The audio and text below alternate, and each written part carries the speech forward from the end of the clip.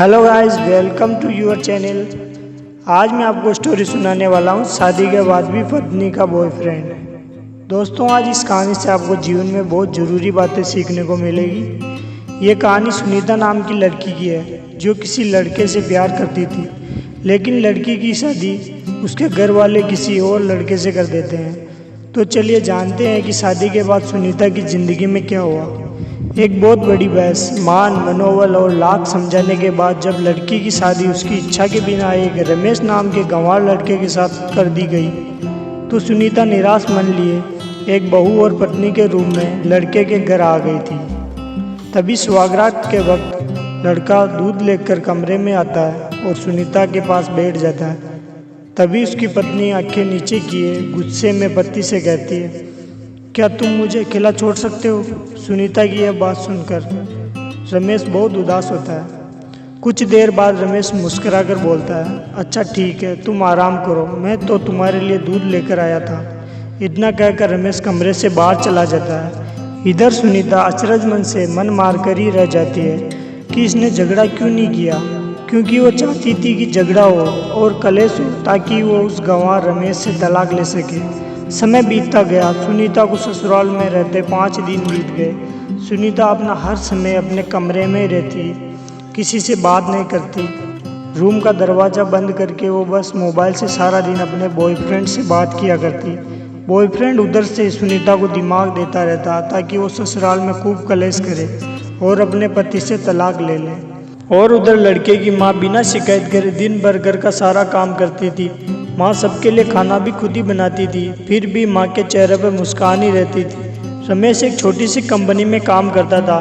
रमेश दिल का सच्चा, ईमानदार, मेहनती और एक अच्छा इंसान था। रोज सुबह अपने काम पर जाता और शाम को थका हारा घर लौटता। इस बीच उसकी पत्नी सुनीता उसे एक गिलास पानी भेज नहीं पहुँचती थी। अब तक रमेश और सुनीता की शादी को लगभग 1 महीना हो गया था, मगर वो दोनों अब तक एक साथ कभी नहीं सोए थे। रमेश बहुत शांत स्वभाव का था, इसलिए वो सुनीता को कुछ नहीं कहता था। रमेश सुनीता की तमाम हरकतों को नज़रअंदाज कर उसे खुद खाना परोस कर देता। सुनीता रमेश और सास के साथ बैठकर कभी खाना नहीं खाती थी। सुनीता अपना खाना अपने कमरे में अलग बैठकर खाती थी। सुनीता के पास ससुराल में एक स्कूटी भी थी जो कि उसके पिता ने उसको दी थी। रमेश अब जैसे ही वो ऑफिस चला जाता, इधर सुनीता रमेश के जाने के बाद स्कूटी लेकर अपने बॉयफ्रेंड के पास चली जाती मिलने के लिए। रमेश के आने से पहले ही वो अपने ससुराल में ऑफिस आ जाती थी। एक दिन रमेश के ऑफिस की छुट्टी थी और वह घर पर ही था। इस बात का फायदा उठाकर सुनीता ने घर में कलेश करने की सोची और माँ के द्वारा बनाए गए खाने की बुराई करती हुई माँ को उल्टा सीधा बोला। ये सब देख रमेश को बहुत गुस्सा आता है और गुस्से में आकर रमेश सुनीता पर हाथ उठा देता है। ये सब देख रमेश की माँ उल्टा रमेश को ही चिल्लाने और डांटने लगती है। इधर सुनीता को तो बस एक झगड़े का बहाना ही चाहिए था जो कि उसे अब मिल गया था। तभी सुनीता गुस्से में बिना बोले स्कूटी लेकर अपने बॉयफ्रेंड से मिलने चली जाती है और अपने बॉयफ्रेंड के पास जाकर कहती है कि अभी एक पल भी मुझे उस घर में नहीं रहना, मैं अब उन लोगों के बीच नहीं रहना चाहती, मेरा दम घुटता है वहाँ, और आज तो उस गंवार ने मुझ पर हाथ उठाकर अच्छा नहीं किया। तभी उसका बॉयफ्रेंड सुनीता की इन हालातों का फ़ायदा उठाकर अपनी चालाक बुद्धि से बोलता है कि मैं तो तुम्हें कब से कह रहा हूँ कि तुम भाग चलो मेरे साथ कहीं दूर, मगर तुम हो कि आजकल में लगी रहती हो। तब सुनीता कहती है कि शादी के दिन मैं तुम्हारे पास ही तो आई थी, तब तुमने ही तो ये कहकर वापस लौटा दिया था कि खाली हाथ हम दोनों कहाँ तक भागेंगे। लड़का बोला, हाँ तो क्या कहता मैंने तुमसे कहा था कि कुछ पैसे और गहने साथ लेकर आना, और तुम हो कि खाली हाथ मेरे पास आ गई थी। आखिर दूर एक नई जगह पर जिंदगी की एक नई शुरुआत करने के लिए पैसे तो चाहिए ना। और हाँ, जब भी मैं तुम्हारे पास आता हूँ और तुम्हें छूना चाहता हूँ, प्यार करना चाहता हूँ, तभी तुम्हारे नखरे शुरू हो जाते हैं। बस यही कहती रहती हो, ये सब शादी के बाद ही होगा। तभी लड़की गुस्सा होकर कहती है कि हाँ, शादी के बाद ही होना चाहिए ये सब, और मैं तुम्हारी ही तो हूँ। मैं आज भी एक कुंवारी लड़की हूँ, क्योंकि शादी करके भी मैं आज तक उस गंवार के साथ नहीं सोई हूँ, क्योंकि मैंने तुमसे सच्चा प्यार किया है। और अब मैं चाहती हूँ कि अब तुम मेरे साथ शादी करके मुझे हमेशा के लिए अपना बना लो, और फिर उसके बाद अपनी मर्जी, जितना मन करे उतना प्यार करना, मैं नहीं रोकूंगी। ये सुनकर सुनीता का बॉयफ्रेंड बोलता है, तो ठीक है, मैं ज़रूर शादी करूँगा, मगर तुम कम से कम 5 लाख रुपए तक का शाम तक किसी तरह इंतज़ाम कर लो। मैं तुम्हें एक होटल का पता दे रहा हूँ, तुम रात तक 10 बजे तक उस होटल पर पहुँच जाना। ये सुनीता बोलती है। उस गंवार के पास कहाँ होगा पैसा, बल्कि मेरे पापा ने ही उसे दहेज के रूप में 3 लाख रुपए और कुछ गहने दिए थे। गहने तो मेरे पास ही है, मगर सारे पैसे उस गंवार ने अलमारी में लॉक कर रखे हैं। मगर मैं आज जैसे तैसे उस अलमारी की चाबी खोज कर उसमें से पैसे निकाल कर हमेशा के लिए तुम्हारे पास आ जाऊंगी। इतना कहकर लड़की ससुराल लौट जाती है। लड़की ससुराल पहुंचकर अपने पति और सास से लड़ाई करती है और उन पर खूब चिल्लाती है। फिर भी पता नहीं क्यों रमेश और सास सुनीता को प्रतिक्रिया नहीं देते हैं, सब अनसुना करते रहते हैं। तभी गुस्से में तिल मिलाई हुई सुनीता अपने कमरे में चली जाती है। तभी सुनीता के मोबाइल पर सुनीता के बॉयफ्रेंड का मैसेज आता है। मैसेज में लिखा था कि कब आ रही हो पैसे लेकर, कितना वक्त लगेगा।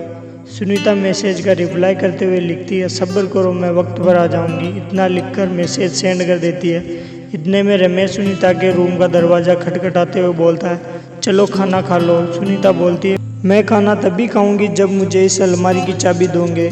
रमेश कुछ देर चुप रहता है और कुछ सोचकर अलमारी की चाबी निकालकर दरवाजे के नीचे सुनीता के रूम में खिसका देता है। चाबी देख सुनीता बहुत खुश होती है।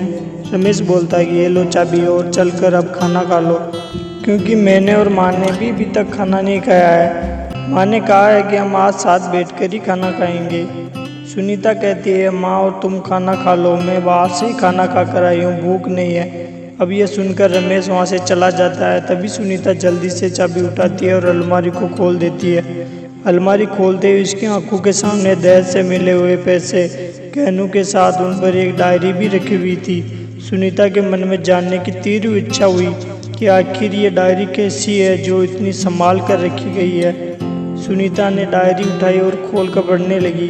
डायरी में जो लिखा था वो पढ़कर सुनीता के होश उड़ गए। डायरी में लिखा था, प्रिय पत्नी, मैं सब जानता हूँ तुम्हारे बारे में, क्योंकि हमारी शादी से पहले ही तुम्हारे पिता ने मुझे ये सब बता दिया था कि तुम किसी लड़के से बहुत प्रेम करती हो। मगर तुम्हारे पिताजी ने यह सब पता लगा लिया था कि जिस लड़के से तुम प्यार करती हो उसकी पहले ही शादी हो चुकी है। वो लड़का पैसों और अवस के खातिर पहले ही कई लड़कियों को धोखा दे चुका है। पर आपके पिताजी आपको उस लड़के के बारे में कुछ भी ना बता सके, क्योंकि उन्हें पता था कि ये जो इसका नशा है वो हमेशा अपनों को गैर और गैरों को अपना बना देता है। उस समय तुम्हारे पिताजी कुछ भी समझाते तो तुम समझ ना पाती, इसलिए तुम्हारे पिता ने मुझसे हाथ जोड़कर कहा कि मेरी बेटी का हमेशा ख्याल रखना। एक मजबूर बाप के मुंह से अपनी बेटी की कहानी सुनकर मेरी भी आंखों में आंसू आ गए और मुझे यह यकीन हो गया था कि एक अच्छा पति होने का सम्मान मुझे मिले या न मिले, मगर एक अच्छा दामाद होने की इज्जत में हमेशा पाता रहूँगा। और मुझे दहेज में मिले सारे पैसे और गहने तुम्हारी अलमारी में रख दिए हैं, क्योंकि दहेज के नाम से मुझे नफरत हो चुकी थी। इसी दहेज की वजह से मैंने अपनी बहन और पिता को खो दिया। अपने अंतिम समय में मेरे पिता ने मुझसे कहा था कि किसी भी बेटी के बाप से दहेज मत लेना बेटा। इसके अलावा उस डायरी में ये भी लिखा था कि तुम मुझसे आज़ाद हो और कहीं भी जा सकती हो। डायरी के बीच के पन्नों में तलाक के पेपर रखे हैं, जहां मैंने पहले ही साइन कर दिए हैं। जब भी तुम्हें लगे कि इस गंवार के साथ नहीं रहना, तुम भी इस तलाक के पेपर पे साइन करके रख देना, फिर अपने सारे पैसे और जेवर लेकर जा सकती हो। ये सब पढ़ लेने के बाद डायरी के पन्ने आंसुओं से भीगने लगे थे। सुनीता को खुद पर बहुत गुस्सा आ रहा था। सुनीता पति के इस प्रेम और सादगी को समझने लगी थी। रमेश के लिखे हर शब्द सुनीता के दिल में प्रेम और सम्मान की लहरें पैदा कर चुकी थी। अपनी धुंधली आंखों से आंसू पूछते हुए सुनीता ने डायरी का जब एक पन्ना पलट कर देखा तो वहाँ लिखा हुआ था कि प्यारी पत्नी, मैंने तुम्हें इसलिए मारा क्योंकि आपने माँ को बुरा भला बोला। कौन बेटा ऐसा होगा जो अपनी माँ की इतनी बुराई सुनेगा, इसलिए मुझे माफ़ कर देना। मैं गुस्से को काबू ना कर पाया, क्योंकि मेरे लिए माँ का दर्जा सबसे ऊंचा है और आपको मैं अपना हमसफ़र बनाकर अपनी दुल्हन बनाकर लाया हूँ, आपसे ज़बरदस्ती करने नहीं। अब फैसला तुम्हारे हाथों में है, दिल में सोच कर फैसला करना। इतना पढ़ने के बाद सुनीता के हाथ से डायरी छूट जाती है। सुनीता फूट फूट कर रोने लगती है, मानो पश्चाताप से सारे आंसुओं को निकाल रही हो। इतने में सुनीता के मोबाइल पर फिर से बॉयफ्रेंड की कॉल आती है। ये देख सुनीता गुस्से में मोबाइल को स्विच ऑफ कर देती है और उसमें से सिम निकाल कर तोड़ देती है।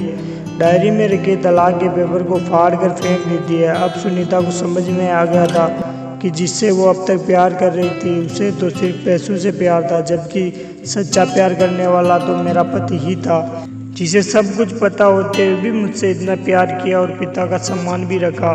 इतने में रोती हुई आवाज़ में बोलती है, मैं अपने पति का प्यार क्यों नहीं समझ पाई अब तक। फिर किसी तरह खुद को संभालते हुए अपने रूम का दरवाज़ा खोला और जाकर अपनी सास और पति के चरणों में गिर गई। माँ बहू को उठाकर अपने सीने से लगा लेती है। पति खड़ा देख रहा था और उसकी आंखों में आंसू भर आए थे। दोस्तों, अपने अतीत से सीख लेकर वर्तमान को सुंदर बनाओ और समझदारी से जियो।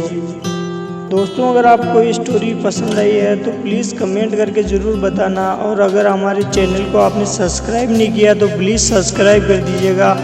Thank you.